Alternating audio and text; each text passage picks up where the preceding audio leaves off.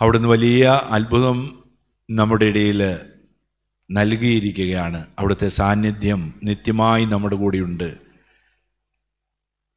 അവനവരുടെ മിഴികളിൽ നിന്ന് കണ്ണുനീർ തുടച്ചു നീക്കും. അവർ അവിടുത്തെ ജനമായിരിക്കും. അവൻ അവരോടൊപ്പം വസിക്കും എന്ന വെളിപാടിൻ്റെ പുസ്തകത്തിൽ നമുക്ക് നൽകിയിരിക്കുന്ന വലിയ പ്രവാചക വാക്യങ്ങൾ അന്വർത്ഥമാക്കിക്കൊണ്ടാണ് ദിവ്യകാരുണ്യത്തിൽ തന്നെ പങ്കുവെച്ചുകൊണ്ട് തൻ്റെ രൂപം പ്രദർശിപ്പിച്ചുകൊണ്ട് ദൈവം സാന്നിധ്യം അറിയിച്ച് നമ്മുടെ വിശ്വാസം ശക്തിപ്പെടുത്തുക. ഈ പ്രത്യേകമായി തിരുനാളിൻ്റെ ദിവസം ഈശോ ദിവ്യകാരുണ്യത്തിൽ തൻ്റെ രൂപം നമുക്കായിട്ട് പങ്കുവെച്ചുകൊണ്ട് യുഗാന്തത്തോളം ഞാൻ നിങ്ങളോടുകൂടി ഉണ്ടായിരിക്കുമെന്ന ആ വാഗ്ദാനം പൂർത്തിയാക്കുന്നത് ഏതൊക്കെയോ വഴികളിലൂടെയാണെന്ന് നമ്മെ ഓർമ്മിപ്പിക്കാൻ ഈ അവസരം നമ്മെ പഠിപ്പിക്കുകയാണ്. ദിവ്യകാരുണ്യത്തിൻ്റെ ഈ വലിയ അത്ഭുതം നടന്ന തൊട്ട് അടുത്ത നാളുകളിൽ എനിക്കിവിടെ വരാൻ സാധിച്ചു. എൻ്റെ സതീർത്ഥനായ ബഹുമാനപ്പെട്ട മാത്യു വേങ്ങക്കുന്നേലച്ഛൻ ഇവിടെ വികാരിയായിരുന്നു. ഞാൻ അച്ഛൻ വികാരിയായിരുന്നപ്പോൾ ഇവിടെ വരാൻ സാധിച്ചു. പിന്നീട് വത്തിക്കാൻ ഔദ്യോഗികമായിട്ട് ഈ വലിയൊരു അത്ഭുതത്തെ സ്വീകരിച്ചു കഴിയുമ്പോൾ അച്ഛൻ സൂചിപ്പിച്ചതുപോലെ കഴിഞ്ഞ ദിവസം വരുവാനും പ്രാർത്ഥിക്കുവാനും എല്ലാം കഴിഞ്ഞു. അപ്പോഴാണ് അച്ഛൻ എന്നോട് പറഞ്ഞത്, ഇങ്ങനെ ഒരു നൊവേനയും പ്രത്യേകമായിട്ടുള്ള അനുസ്മരണവും ആ ശതാബ്ദിയുടെ ആഘോഷങ്ങളെല്ലാം ഉണ്ടെന്ന്. ഒരു ദിവസം ദിവ്യബലി അർപ്പിക്കാൻ എന്നോട് അഭ്യർത്ഥിച്ചപ്പോൾ ഈ ഒരു ദിവസമായിരുന്നു എനിക്ക് ഫ്രീ ആയിട്ടുണ്ടായിരുന്നത്. അതുകൊണ്ട് ഈ ഒരു ദിവസം ഞാൻ തിരഞ്ഞെടുക്കുകയാണ് ചെയ്തത്. വലിയൊരു ഭാഗ്യമായിട്ട് ഞാൻ കണക്കാക്കുകയാണ്. അവിടുന്ന് നമ്മുടെ രാജാവാണ്. ആ ക്രിസ്തു നമ്മുടെ രാജാവാണ് എല്ലാ കാലത്തും. 1924 ഈ 25 രാജ്യത്വം അത്ഭുതകരമായിട്ട് നമുക്കായിട്ട് വലിയ അത്ഭുതമായി രാജാവായിരുന്നു എന്നുള്ളത് വലിയ വിശ്വാസ പ്രഖ്യാപനം. അതിൻ്റെ ഒരു ശതാബ്ദിയാണ് നമുക്ക് നൽകിയ ഈ ഒരു നൂറ്റാണ്ടിൻ്റെ വലിയ വിശ്വാസം. അവിടുന്ന് നമ്മുടെ രാജാവാണ്. ആകാശത്തിൻ കീഴിൽ നമ്മുടെ രക്ഷയ്ക്കായിട്ട് മറ്റൊരു നാമവും നൽകപ്പെട്ടിട്ടില്ല എന്ന് വീണ്ടും വീണ്ടും ഉറപ്പിക്കുകയാണ്. വ്യക്തിപരമായി എന്നെ സംബന്ധിച്ചിടത്തോളം അവിടുന്ന് രാജാവാണ്. നമ്മുടെ കുടിയേറ്റത്തിൻ്റെ ഒരു ജൂബിലിയാണ്. 1926 ആദ്യമായിട്ട് ഈ മലബാറിലേക്ക് ആളുകൾ ഔദ്യോഗികമായിട്ടൊരു കുടിയേറ്റത്തെക്കുറിച്ചുള്ള രേഖകളിൽ നിന്ന് നമുക്ക് മനസ്സിലാക്കാൻ സാധിക്കുന്നത്. 1926 ഒരു നൂറ്റാണ്ട് ആകുകയാണ്. ഈ ഒരു നൂറ്റാണ്ടിൽ ദൈവം നമുക്ക് നൽകുന്ന ഏറ്റവും വലിയൊരു സമ്മാനമാണ് ഈ വലിയ ദിവ്യകാരുണ്യ അത്ഭുതമെന്ന് ഞാൻ വ്യക്തിപരമായി വിശ്വസിക്കുകയാണ്. മലബാറിലേക്ക് കടന്നു വരിക എന്നുള്ളത് മരണത്തിലേക്ക് നടന്നെടുക്കുക എന്നുള്ളതിന് സമാനമാണെന്ന് ആ നാളുകളിൽ എല്ലാവരും ഓർത്തിരുന്നു. കാരണം ഇവിടെ വന്ന് ധാരാളം ആളുകൾ മലമ്പനിയും മലമ്പാമ്പിനോടുമൊക്കെ നേരിട്ട് ജീവൻ ത്യജിച്ചിട്ടുണ്ട്. ഒരു ദിവസം തന്നെ 30-40 ആളുകളെ അവരുടെ മൃതസംസ്കാരം നടത്തിയിട്ടുണ്ട്. രേഖകളിൽ നിന്ന് നമുക്ക് കാണാൻ സാധിക്കും. കോളറ വന്ന്, വസൂരി വന്ന്, മറ്റു രോഗങ്ങൾ വന്ന് ചികിത്സിക്കാൻ സൗകര്യമില്ലാതെ ഒരു ഇടവകയിൽ തന്നെ 30-40 ആളുകൾ ഒരു ദിവസം തന്നെ മരിക്കുക എന്നുള്ളത് എത്രയോ ഭീതി ഉണ്ടാക്കുന്നതാണ്. അത്തരം ആ മേഖലകളിൽ ഒന്നും തളരാതെ ഒരു നൂറ്റാണ്ട് ദിവ്യകാരുണ്യനാഥൻ്റെ സ്നേഹത്തിൻ്റെ തണലിൽ മുന്നോട്ട് പോകാൻ നമുക്ക് സാധിച്ചപ്പോൾ നമ്മളുടെ വിശ്വാസ സമൂഹത്തിൽ ഈ മലബാറിലേക്ക് 1,00,000-ലധികം കുടുംബങ്ങൾ കടന്നു വന്നു. 7 രൂപതകളിലായിട്ട് ഇന്ന് നമ്മുടെ വിശ്വാസ സമൂഹം. നമുക്കേവർക്കും പ്രിയങ്കരനായ വള്ളപ്പള്ളി പിതാവിനെ അയച്ചുകൊണ്ട് ശക്തമായിട്ടുള്ളൊരു നേതൃത്വം ഈശോ നൽകി.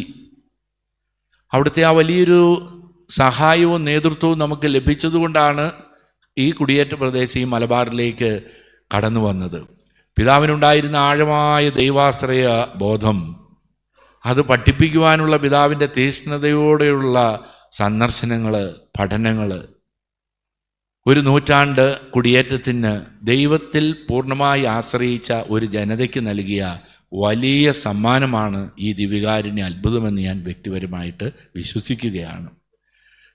നമ്മുടെ പിതാക്കന്മാർ, നമ്മുടെ മാതാപിതാക്കൾ ഒന്നുമില്ലാതിരുന്ന അവസരത്തിൽ ആശ്രയിച്ചത് ദിവ്യകാരുണ്യത്തെയാണ്, വിശുദ്ധ ബലിയാണ്. അതിന് ദൈവം നൽകുന്ന വലിയ സമ്മാനമാണ്. നമുക്ക് കൃതജ്ഞതയുള്ളവരായിരിക്കാം. നമ്മയും മലബാറിലേക്കൊക്കെ കൊണ്ടുവന്ന് ഇവിടെ എല്ലാ സൗകര്യങ്ങളും ചെയ്തു തന്ന് ഇന്ന് ഏറ്റവും അത്ഭുതകരമായിട്ടുള്ള വളർച്ച നൽകി നമ്മെ കാത്തു പരിപാലിക്കുന്ന ആ ദൈവത്തിൻ്റെ സ്നേഹത്തിന് കൃതജ്ഞത അർപ്പിക്കാം. നമുക്ക് ഈ ദിവ്യകാരുണ്യ അത്ഭുതത്തിന് മുമ്പിലായിരിക്കുമ്പോൾ അവിടുത്തെ മുൻപിൽ മോശ കുമ്പിട്ടാരാധിച്ചതുപോലെ നമുക്കും ഞങ്ങൾ പാപികളാണ്, യോഗ്യതയില്ലാത്തവരാണ്, അങ്ങയുടെ കാരുണ്യം ഞങ്ങൾക്ക് ലഭിച്ചല്ലോ എന്ന് പ്രാർത്ഥിക്കുകയാണ്. ദിവ്യകാരുണ്യത്തിലാണ് അവിടുന്ന് അത്ഭുതം പ്രവർത്തിച്ചത്. ദിവ്യകാരുണ്യം എന്നുള്ള വാക്ക് തന്നെ നമുക്കറിയാം, കാരുണ്യമാണ്. ദൈവം എന്നും കാരുണ്യവാനാണ്. ആ കാരുണ്യത്തിൻ്റെ അടയാളമായിട്ട് ജൂബിലി ആഘോഷിക്കുകയാണ്. ഓരോ 25 വർഷവും സഭ ജൂബിലി ആഘോഷിക്കുക. യോഹന്നാന്റെ സുവിശേഷം 3-ാം അധ്യായം 16-ാം തിരുവചനമാണ് ആധാരമായിട്ടുള്ളത്. എന്തെന്നാൽ തന്നിൽ വിശ്വസിക്കുന്ന ഏവനും നശിച്ചു പോകാതെ നിത്യജീവൻ പ്രാപിക്കേണ്ടതിന് തൻ്റെ ഏകജാതനെ നൽകിയ പിതാവായ ദൈവം അത്ര സ്നേഹിച്ചു. തൻ്റെ ഏകജാതനെ നൽകാൻ തക്കവിധം ദൈവം ലോകത്തെ അത്രമാത്രം സ്നേഹിച്ചു. ആ സ്നേഹം എന്തൊരു വലിയ കാരുണ്യമാണ്. ആ കാരുണ്യമാണ് എന്നും നിലനിൽക്കുന്നതെന്ന് നമ്മെ പഠിപ്പിക്കുകയാണ്. പിതാവ് തൻ്റെ ഏകജാതനെ നൽകിയ ആ വലിയ സ്നേഹം, ആ കാരുണ്യം, അത് ദിവ്യകാരുണ്യമാണെന്ന് നമുക്കറിയാം. എന്നും നമ്മുടെ കൂടെ ആയിരിക്കാൻ, അതിൽ നമുക്ക് സംശയിക്കാൻ പാടില്ല, പ്രത്യാശ നഷ്ടപ്പെടാൻ പാടില്ല.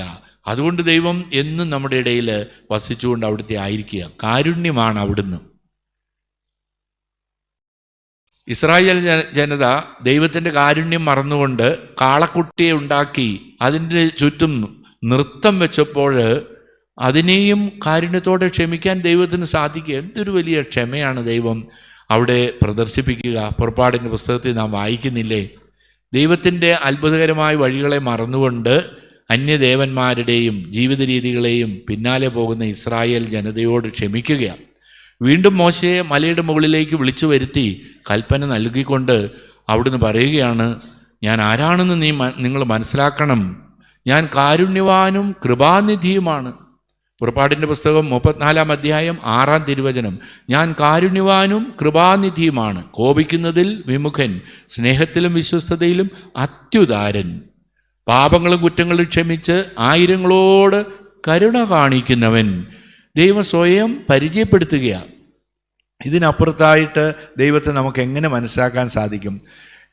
ഈശോ കടന്നു വരുന്നതിന് നൂറ്റാണ്ടുകൾക്ക് മുൻപാണല്ലോ പുറപ്പാടിൻ്റെ പുസ്തകത്തിൽ മോശയുടെ ജീവിതമെല്ലാം. അവിടെ ദൈവം പരിചയപ്പെടുത്തുന്നത് ഞാൻ കാരുണ്യവാനും കൃപാനിധിയുമാണ്, ഞാൻ ദിവ്യ കാരുണ്യമാണ്, ഞാൻ കോപിക്കുന്നതിൽ വിമുഖൻ, സ്നേഹത്തിലും വിശ്വസ്തതയിലും അത്യുദാരൻ, പാപങ്ങളും കുറ്റങ്ങളും ക്ഷമിച്ച് ആയിരങ്ങളോട് കരുണ കാണിക്കുന്നവൻ. അപ്പോൾ ദിവ്യകാരുണ്യം എത്ര അത്ഭുതകരമായിട്ടുള്ള ദിവ്യകാരുണ്യമാണ്. ഈ കാരുണ്യത്തെ, ദൈവത്തിൻ്റെ വലിയ സ്നേഹത്തെ ആരും ഒരിക്കലും സംശയിക്കാൻ പാടില്ല. അത് ദൈവത്തിന്, ഈശോയ്ക്ക് വളരെ നിർബന്ധമുള്ള കാര്യമാണ്.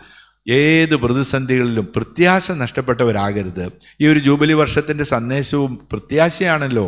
റോമാക്കാർക്ക് എഴുതിയ ലേഖനം 5-ാം അധ്യായം 5-ാം വാക്യം, പ്രത്യാശ നമ്മെ നിരാശരാക്കുന്നില്ല. ഈ കാലഘട്ടത്തിൽ പ്രത്യാശയില്ലാതെ നിരാശപ്പെട്ട് ജീവിതം അവസാനിപ്പിക്കുന്നവർ, കലഹങ്ങളിലേക്ക് പോകുന്നവർ, കുടുംബ ബന്ധത്തെ നിസ്സാരമാക്കി കളയുന്നവർ ഓരോ ദിവസവും നമ്മൾ വേദനയോടെയല്ലേ വായിക്കുന്നത്. വലിയ സുവിശേഷ പ്രഘോഷകരൊക്കെയാണ്, മറ്റുള്ളവർക്കെല്ലാം ഉപദേശം നൽകുന്നവരാ.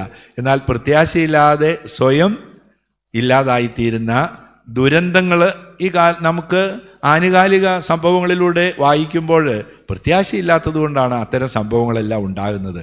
അതുകൊണ്ട് നമ്മൾ പ്രത്യാശയുടെ തീർത്ഥാടകരാകണം. You are a pilgrims of hope എന്നല്ലേ ഫ്രാൻസിസ് മാർപ്പാപ്പ നമ്മളോട് ആഹ്വാനം ചെയ്തത്. പ്രത്യാശയുള്ളവരായിരിക്കണം. ഏത് പ്രതിസന്ധി ആകട്ടെ എപ്പോഴും ദൈവം നമ്മുടെ കൂടെയുണ്ട്. അതുകൊണ്ടാണ് ഈ ദിവ്യകാരുണ്യത്തിൻ്റെ ഒരത്ഭുതവും കൂടി നമുക്കായിട്ട് അവിടുന്ന് നൽകിയത്. ദൈവം കാരുണ്യവാനാണ്. ആ ദൈവത്തിൻ്റെ കാരുണ്യത്തെ സംശയിക്കാൻ പാടില്ല. 16-ാം നൂറ്റാണ്ടിൻ്റെ ആരംഭത്തിൽ റോമാക്കാർക്ക് എഴുതിയ ലേഖനം 9-ാം അധ്യായം 16-ാം തിരുവചനം, മനുഷ്യരുടെ ആഗ്രഹമോ പ്രയത്നമോ ഒന്നുമല്ല, ദൈവത്തിൻ്റെ ദയയാണ് എല്ലാറ്റിൻ്റെയും അടിസ്ഥാനമെന്ന വചനം തെറ്റായി വ്യാഖ്യാനിച്ചുകൊണ്ട് പ്രോട്ടസ്റ്റന്റ് വിപ്ലവം 16-ാം നൂറ്റാണ്ടിൻ്റെ ആരംഭത്തിൽ 1517 അവർ പഠിപ്പിച്ചു ഇഷ്ടം പോലെ ജീവിക്കാം. കാരണം മനുഷ്യരുടെ ആഗ്രഹമോ പ്രയത്നമോ നമ്മുടെ പ്രയത്നമൊന്നുമല്ല. നമ്മൾ പ്രാർത്ഥിക്കൊന്നും വേണം, നമ്മുടെ പ്രയത്നമൊന്നുമല്ല. ദൈവത്തിൻ്റെ കരുണയാണ്, ദയയാണ് എല്ലാറ്റിൻ്റെ അടിസ്ഥാനം. പിന്നെ നമ്മൾ എങ്ങനെ വേണമെങ്കിലും ജീവിക്കാമല്ലോ. ഇതിനെ വളരെ വിശാലമായി വ്യാഖ്യാനിച്ച ആ ഒരു പ്രൊട്ടസ്റ്റന്റ് സമീപനത്തിന് എതിരായിട്ട് 1581 ജാൻസൺ എന്നൊരു വ്യക്തി, അദ്ദേഹം നിസ്സാരക്കാരനായിരുന്നില്ല. അദ്ദേഹം യൂറോപ്പിലെ ഏറ്റവും പ്രശസ്തമായ യൂണിവേഴ്സിറ്റികളിലൊന്നായ ബെൽജിയത്തെ ലുവൈൻ യൂണിവേഴ്സിറ്റിയുടെ റെക്ടറായിരുന്നു അദ്ദേഹം. ജാൻസൺ വിശുദ്ധ അഗസ്തീനോസിൻ്റെ പഠനങ്ങളുടെ വെളിച്ചത്തിൽ ഇപ്രകാരം ഇതിനൊരു തിരുത്തൽ കൊടുത്തു. മനുഷ്യരുടെ ദൈവത്തിൻ്റെ ദയ അതൊക്കെ ശരി തന്നെ, പക്ഷേ പ്രൊട്ടസ്റ്റന്റുകാരെ തിരുത്തുന്നതിന് വേണ്ടിയാണ് ജാൻസൺ ആ തിയോളജി അവതരിപ്പിച്ചത്. എല്ലാവർക്കും രക്ഷപ്പെടാൻ സാധിക്കുകയില്ല. കഠിനമായ തപശ്ചര്യകളിലൂടെ മാത്രമേ ദൈവത്തിൻ്റെ കാരുണ്യം സ്വന്തമാക്കാൻ കഴിയുകയുള്ളൂ. അതിനെ ജാൻസനിസം എന്നാണ് വിളിച്ചത്. ജാൻസനിസത്തെ സഭ അപ്പാടെ തള്ളിക്കളഞ്ഞു എന്ന് നമുക്കറിയാം. പക്ഷേ 2 നൂറ്റാണ്ടിലധികം ജാൻസനിസത്തിന് വലിയ സ്വാധീനം നമ്മുടെ സഭയിലുണ്ടായിരുന്നു. എന്നാൽ ദൈവം ജാൻസനിസത്തെ സ്വീകരിക്കുന്നുണ്ടോ? ഒരിക്കലുമില്ല. ദൈവത്തിൻ്റെ കാരുണ്യത്തെ ഒരു ദൈവശാസ്ത്രവുമായിട്ട് ആരും കടന്നു വരാൻ പാടില്ല. അത് ദൈവം ആഗ്രഹിക്കുകയാണ്. അതുകൊണ്ട് ദൈവം എങ്ങനെയാണ് ഈ ജാൻസനിസത്തെ പ്രതിരോധിച്ചത്? അത് നമുക്ക് വലിയ മാതൃകയായിട്ട് നൽകിയായി. ദിവ്യകാരുണ്യത്തിൻ്റെ നമ്മുടെ ഈ വലിയൊരു അത്ഭുതവും അതിന് നമ്മെ ശക്തി നൽകുകയാണ്, നമ്മെ പ്രേരിപ്പിക്കുകയാണ്. ദൈവത്തിൻ്റെ കാരുണ്യത്തിൽ നിങ്ങൾ ആശ്രയിക്കുക, പ്രത്യാശയുള്ളവരായിരിക്കുക. അവിടുന്ന് മരുഭൂമിയിൽ നിശബ്ദത ഓരിടുന്ന മണലാരണ്യത്തിൽ വന്ന് കണ്ടെത്തി വാരിപ്പുണർന്ന് കണ്ണിലെ കൃഷ്ണമണി പോലെ പരിചരിക്കും. നിയമാവർത്തന പുസ്തകം 32:10 നമ്മെ പഠിപ്പിക്കുന്നതല്ലേ. ദൈവം നമ്മൾ വഴിതെറ്റിപ്പോയി മരുഭൂമിയിലായാൽ മരുഭൂമി അനുഭവത്തിലും ഒരിക്കലും കൈവിടാതെ നമ്മെ ചേർത്ത് നിർത്തുന്ന ഒരു ദൈവത്തിൻ്റെ അനന്തമായ സ്നേഹവും കാരുണ്യവും വാരിപ്പുണർന്ന് കണ്ണിലെ കൃഷ്ണമണി പോലെ പരിചരിക്കുന്ന ദൈവം, ആ ദൈവം നമ്മുടെ കൂടെ ഉണ്ടെന്ന് ഒരു കാരണത്താലും ഒരിക്കലും ആരും സംശയിക്കാൻ പാടില്ല. സംശയിക്കുന്ന ദൈവത്തിന് ഇഷ്ടവുമല്ല. അതുകൊണ്ട് അവിടുന്ന് അടയാളങ്ങളിലൂടെ ദൈവത്തിൻ്റെ കാരുണ്യം എന്നും നമുക്ക് നൽകുന്നുണ്ട്. 1581 ജാൻസനിസം ശക്തിപ്പെട്ടു.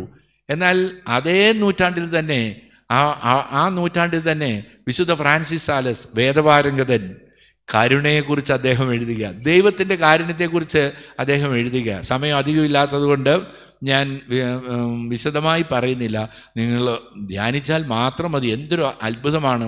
വിസിറ്റേഷൻ സന്യാസ സമൂഹം അദ്ദേഹത്തിലൂടെ പരിശുദ്ധാത്മാവ് സ്ഥാപിക്കുക. വിസിറ്റേഷൻ സന്യാസ സമൂഹം, അതായത് ദിവ്യകാരുണ്യത്തെക്കുറിച്ച്, ദൈവം കാരുണ്യവാനാണെന്ന് ഇതിനെതിരായിട്ട് ഒരു നിസ്സാരക്കാരനല്ല, സഭയിലെ വേദപാരംഗതര 38 വേദപാരംഗതരിൽ ഒരാളാണ് ഫ്രാൻസിൽ ജീവിച്ചിരുന്ന വിശുദ്ധ ഫ്രാൻസിസ് സാലസ്. അദ്ദേഹം സന്യാസ സമൂഹം സ്ഥാപിക്കുകയാണ്. അതായത് ദൈവം സ്ഥാപിപ്പിക്കുകയാണ് ഒരു സന്യാസ സമൂഹത്തെ, വിസിറ്റേഷൻ. അതിനോട് ചേർന്ന് എങ്ങനെയാണ് ആ കാരുണ്യം, ദിവ്യകാരുണ്യം എല്ലാവരിലേക്കും എത്തേണ്ടത്?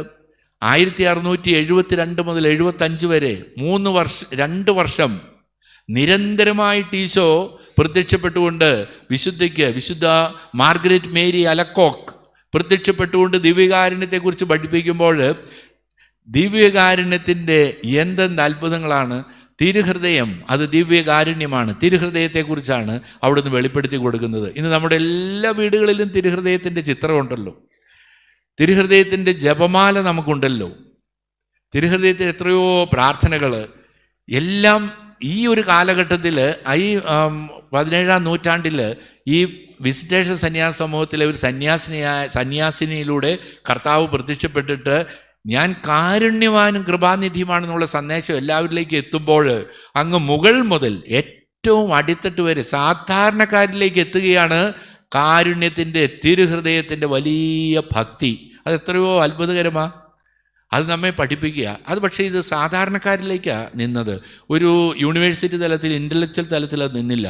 അതുകൊണ്ട് ദൈവം ഈ കാരുണ്യം എല്ലാവരിലേക്കും എത്തിക്കുന്നതിന് വേണ്ടി 17-ാം നൂറ്റാണ്ടിൽ വിശുദ്ധ അൽഫോൻസ് ലിഗോരി അദ്ദേഹത്തിൻ്റെ ദിവ്യകാരുണ്യത്തെക്കുറിച്ചുള്ള ദിവ്യകാരുണ്യത്തിന് മുമ്പിലിരുന്ന് എങ്ങനെയാണ് പ്രാർത്ഥിക്കേണ്ടതെന്നുള്ള ചെറിയ പുസ്തകം, ബൈബിള് കഴിഞ്ഞാൽ ഏറ്റവും കൂടുതൽ പ്രിൻ്റ് ഉണ്ടായിട്ടുള്ളത് ആ പുസ്തകത്തിനാണ്. കുറഞ്ഞ പേജുകളേ ഉള്ളൂ. പക്ഷെ ദിവ്യകാരുണ്യത്തെക്കുറിച്ച് വളരെ ശക്തമായിട്ട് ദൈവശാസ്ത്ര മേഖലകളിൽ പഠിപ്പിക്കുവാൻ വേണ്ടി ദൈവം അയച്ചു മറ്റൊരു വേദപാരകൻ, വിശുദ്ധ അൽഫോൻസ് ലിഗോരി. എന്ത് അത്ഭുതമായിട്ടാണ് ദൈവത്തിൻ്റെ കാരുണ്യത്തെക്കുറിച്ച് നമുക്ക് ധ്യാനിക്കേണ്ടത്. അവിടെ കൊണ്ട് തീരുന്നില്ലല്ലോ. 1873 ഒരു വിശുദ്ധയ്ക്ക് ജന്മം നൽകുകയാണ് ദൈവം. അത് മറ്റാരുമല്ല, നമ്മുടെ പ്രിയങ്കരിയായ വിശുദ്ധ കൊച്ചു ത്രേസ്യ. അവൾ 24 വയസ്സ് വരെ ജീവിച്ചു. വെറും 9 കൊല്ലമേ മഠത്തിൽ ജീവിച്ചുള്ളൂ. തൻ്റെ ജീവിതാനുഭവങ്ങൾ 3 ഭാഗങ്ങളായിട്ട് വെറുതെ ഒരു പുസ്തകത്തിൽ കോറിയിട്ടു. അല്ലെങ്കിൽ ദൈവം അത് പരിശുദ്ധാത്മാവ് വഴി എഴുതാൻ പ്രേരിപ്പിച്ചു, സുപ്പീരിയേഴ്സ് വഴി എഴുതാൻ പ്രേരിപ്പിച്ചു. ഇന്ന് വിശുദ്ധ കൊച്ചു ത്രേസ്യ എവിടെ നിൽക്കുന്നു? പഠിപ്പിച്ച ഒരു കാര്യമേ ഉള്ളൂ, ദിവ്യകാരുണ്യം, ദൈവത്തിൻ്റെ കരുണയിൽ. ഞാൻ എന്നും ഒരു ശിശുവാണ്, യേശുവിൻ്റെ മടിത്തട്ടിലെ ശിശുവായി ആ മടിയിൽ ഞാൻ എന്നും ഉറങ്ങും. അവിടുത്തെ കാരുണ്യമാണ് എന്നെ നയിക്കുന്നത്. എന്ത് അത്ഭുതമായിട്ടാണ് കാരുണ്യം. അതുകൊണ്ട് ഒരു കൊച്ചു പെൺകുട്ടിയിലൂടെ ദൈവം സന്ദേശം എത്തിക്കുകയാണ്, ദൈവത്തിൻ്റെ കാരുണ്യത്തെ നിങ്ങൾ സംശയിക്കരുതേ എന്ന്. അവിടെ കൊണ്ടും ദൈവം അവസാനിപ്പിക്കുന്നില്ലല്ലോ. 1910 മദർ തെരേസ കിഴക്കൻ യൂറോപ്പിൽ ജീവിക്കുന്നു. ഈ ഇന്ത്യയിലേക്ക് കടന്നു വരുന്നു. ഒരു കൊച്ചു പെൺകുട്ടിയായിട്ട് 18-ാമത്തെ വയസ്സിൽ ഇവിടെ എത്തി. ഡാർജിലിംഗിലെ ഒരു മഠത്തിൽ അധ്യാപികയായിട്ട് ജീവിക്കുന്നേ. അവളെ ദൈവം അവിടെ നിന്ന് പുറത്തു കൊണ്ടുവരുന്നു. വെറും 5 രൂപ കൊണ്ട് പുറത്തു വന്ന ആ പാവപ്പെട്ട സന്യാസിനിയെ കൽക്കട്ടയിലെ തെരുവോരത്തിലേക്ക് ഇറക്കി വിട്ട് അവളെ ലോകത്തിൻ്റെ അമ്മയായി നൊബേൽ സമ്മാനം നേടുന്നത് വരെ എത്തിച്ചില്ലേ ദൈവത്തിൻ്റെ കാരുണ്യം. എന്തൊരു അത്ഭുതം! ആർക്കാണ് സംശയിക്കാൻ കഴിയുക? ആർക്കും സംശയിക്കാൻ പാടില്ല. ദൈവത്തിൻ്റെ കരുണ അതാണ്. ദൈവം അവിടെ കൊണ്ടും അവസാനിപ്പിക്കുന്നില്ല. 1905 വിശുദ്ധ ഫൗസ്റ്റീനയ്ക്ക് ജന്മം നൽകുകയാണ്. ഒന്നുമില്ല, 25 മഠങ്ങളുടെ വാതിക്കൽ പോയി മുട്ടിയിട്ട് ഇവിടെ സ്വീകരിക്കുമോ എന്ന് ചോദിച്ച് അവരാരും സ്വീകരിക്കാതെ അക്ഷരജ്ഞാനമില്ലാതിരുന്ന വിശുദ്ധ ഫൗസ്റ്റീനയ്ക്ക് ദൈവമെല്ലാം വെളിപ്പെടുത്തിക്കൊണ്ട് ഒരു കരുണയുടെ ഒരു സന്ദേശം. കരുണയുടെ ചിത്രമില്ലാത്ത വീടേതാണ്? കരുണക്കൊന്ത ചെല്ലാത്ത ആളുകളാരാണ്? കരുണയുടെ വിശുദ്ധിയിലൂടെ നമുക്ക് നൽകിയ സന്ദേശങ്ങൾ എന്തെന്ത് അത്ഭുതമായിട്ട് നമുക്ക് അനുഭവപ്പെടുകയാണ്. എത്രയോ മനോഹരമാണ് ദൈവത്തിൻ്റെ കാരുണ്യത്തിൻ്റെ പാഠങ്ങൾ. ഒരിക്കലും നമ്മൾ സംശയിക്കരുത്, പ്രത്യാശയുള്ളവരായിരിക്കണം. ദൈവം നമ്മുടെ കൂടെയുണ്ട്. വിശുദ്ധിക്ക് ദൈവം വെളിപ്പെടുത്തി കൊടുത്ത കാര്യങ്ങൾ ഡയറിയിൽ എഴുതി, പേജുകൾ 100 കണക്കിന് പേജുകളിൽ എഴുതിയപ്പോൾ 1958 ആ പേജുകളിൽ ദൈവശാസ്ത്രം കൃത്യതയോടുകൂടെ കോറിയിട്ടില്ല, വരച്ചിട്ടിട്ടില്ല. തെറ്റുകളുണ്ടെന്ന് പറഞ്ഞ് വത്തിക്കാൻ അതിനെ ബ്ലോക്ക് ചെയ്തു. അതേ വർഷം തന്നെ ക്രാക്കോവിൽ ഒരു സഹായമെത്രാനും ദൈവം ജന്മം നൽകുകയാണ്. ജോൺ പോൾ II മാർപ്പാപ്പ കരോൾ വോയിറ്റ അവിടുത്തെ സഹായമെത്രാനായി. 65 അവിടുത്തെ ആർച്ച് ബിഷപ്പായി. ആ വത്തിക്കാൻ ഈ ഡയറി, വിശുദ്ധ ഫൗസ്റ്റീനയുടെ ഡയറി, കാരുണ്യത്തിൻ്റെ മഹാസാഗരം തന്നെ അക്ഷരജ്ഞാനമില്ലാതിരുന്ന ഒരു പാവപ്പെട്ട സന്യാസിനിയിലൂടെ ലോകത്തിന് വെളിപ്പെടുത്തിയപ്പോൾ, അധികാരികതകൾ ബ്ലോക്ക് ചെയ്തപ്പോൾ ദൈവം അതിനും മുകളിൽ പ്രവർത്തിക്കുന്ന രീതി എന്തെന്ത് അത്ഭുതമാണ്! നമ്മുടെ വിശ്വാസത്തെ എത്ര ശക്തിപ്പെടുത്തേണ്ടതാണ്. അവിടെ നിന്ന് 1978 റോമിലേക്ക് എത്തുകയല്ലേ ക്രാക്കോവിലെ ആർച്ച് ബിഷപ്പ് കാർഡിനൽ. റോമിലേക്ക് ദൈവം കൊണ്ടുവരിക. ആദ്യമായിട്ട് ഇറ്റലിക്ക് പുറത്തു നിന്ന് ഒരാൾ കടന്നു വരിക. ലോകത്തെ തന്നെ അത്ഭുതപ്പെടുത്തി, എല്ലാവരെയും അത്ഭുതപ്പെടുത്തിക്കൊണ്ട് അദ്ദേഹം കടന്നു വരുമ്പോൾ 81 വെടിയേറ്റു. മാർപ്പാപ്പയ്ക്ക് വെടിയേറ്റപ്പോൾ മാർപ്പാപ്പ പറയുകയാണ്, യഥാർത്ഥത്തിൽ ഞാൻ ഡയറി മുഴുവനും വായിച്ചത് വെടിയേറ്റ് ആശുപത്രിയിലായിരിക്കുമ്പോൾ വിശ്രമത്തിലുണ്ടായിരുന്ന 3 മാസമാണ്. പിന്നീട് നടന്നത് എന്താണെന്ന് നമുക്കറിയാം. ആ വിശുദ്ധ ഫൗസ്റ്റീനയെ ഇങ്ങനെ ആ ഡയറിയുടെ തടസ്സങ്ങൾ നീക്കിയെന്ന് മാത്രമല്ല, 2000 വിശുദ്ധയായിട്ട് അവരെ ഉയർത്തിയതോടൊപ്പം തന്നെ ഉയർപ്പ് തിരുനാൾ കഴിഞ്ഞ് വരുന്ന ഞായറാഴ്ച കരുണയുടെ ഞായറായിരിക്കണം എന്നുകൂടെയുള്ള വലിയ ഔദ്യോഗിക പ്രഖ്യാപനമല്ലേ മാർപ്പാപ്പ നടത്തിയത്. നമുക്ക് എവിടെയാണ് സംശയിക്കാനുള്ളത്? ദൈവത്തിൻ്റെ കാരുണ്യം അത് നിങ്ങൾ ഒരിക്കലും സംശയിക്കരുത് എന്ന് അടിവിരട്ടുകൊണ്ട് നമ്മോട് ആഹ്വാനം ചെയ്തുകൊണ്ട് അവിടുന്ന് വീണ്ടും കടന്നു വരികയാണ് ദിവ്യകാരുണ്യത്തിൻ്റെ മഹാ അത്ഭുതമായിട്ട്. ഈ ദിവ്യകാരുണ്യത്തിൻ്റെ അത്ഭുതത്തിൻ്റെ മുമ്പിൽ നാം നിൽക്കുമ്പോൾ പ്രാർത്ഥിക്കേണ്ടതൊന്നു മാത്രമേ ഉള്ളൂ, യാചിക്കേണ്ടത്. കോപത്തോടുകൂടെ നീ ഞങ്ങളെ ശിക്ഷിക്കരുതേ, കോപത്തോടുകൂടെ ഞങ്ങളെ ശാസിക്കരുതേ, ഞങ്ങൾ ദുർബലരാണ്, നീ കാരുണ്യവാനും കൃപാനിധിയുമാണല്ലോ, കോപിക്കുന്നതിൽ വിമുഖൻ. ഞങ്ങളുടെ ജീവിതത്തിൽ അങ്ങനെ ആയിരിക്കണമേ. നമുക്ക് തിരുനാൾ ആഘോഷിക്കുമ്പോൾ, അതിനുവേണ്ടി ഒരുങ്ങുമ്പോൾ, ദിവ്യകാരുണ്യത്തിൻ്റെ അത്ഭുതത്തിൻ്റെ മുമ്പിലായിരിക്കുമ്പോൾ ഒന്ന് മാത്രമേ ഉള്ളൂ നമ്മുടെ മനസ്സിൽ: പ്രത്യാശയുള്ളവരായിരിക്കണം. മരുഭൂമിയിൽ നമ്മെ കാത്തിരിക്കും, നമുക്ക് മുൻപേ പോകും, നമുക്ക് പിൻകാവൽക്കാരനായിരിക്കും. നമ്മൾ തിടുക്കം കൂട്ടേണ്ട ആവശ്യമേ ഇല്ല.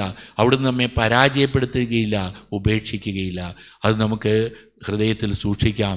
പരിശുദ്ധ അമ്മ ദിവ്യകാരുണ്യത്തിൻ്റെ അമ്മയാണെന്ന് നമുക്കറിയാം. അമ്മയുടെ മാധ്യസ്ഥ്യം നമുക്ക് യാചിക്കാം.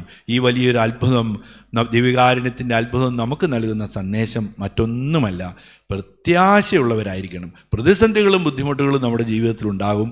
തളരരുത്, ദൈവം കൂടെയുണ്ട്. അത് അവിടുന്ന് അടയാളങ്ങളിലൂടെ നമ്മെ ശക്തിപ്പെടുത്തുകയാണ്, നമ്മുടെ പ്രതിസന്ധികളിൽ നാം കൂടെ ആയിരിക്കാൻ. അതുകൊണ്ട് നമുക്ക് കൂടുതൽ വിശ്വാസമുള്ളവരായിരിക്കാം. നിരവധി മേഖലകളിലുള്ള പ്രതിസന്ധികൾക്ക് ഉത്തരം ദൈവം തന്നെ കണ്ടെത്തി നമുക്ക് നൽകും എന്ന് മാത്രം. ഒന്നേ ഉള്ളൂ, വിശ്വസ്തയോടുകൂടി വിശുദ്ധിയിൽ ജീവിക്കുക. ആ വലിയൊരു സന്ദേശം ഒരിക്കൽ കൂടി ആഹ്വാനം ചെയ്യുകയാണ് ഈ ദിവ്യകാരുണ്യത്തിൻ്റെ വലിയ അത്ഭുതം. നമുക്കത് സാധ്യമാകട്ടെ. മലബാറിന്, ഈ കുടിയേറ്റ ജനതയ്ക്ക് ദൈവം നൽകിയ ഇതിൽ കൂടുതൽ വലിയൊരു അത്ഭുതം നമുക്ക് മറ്റെന്തുണ്ട്? അത് ദൈവം നമ്മെ ശക്തിപ്പെടുത്തുന്ന വലിയൊരു അത്ഭുതമാണ്.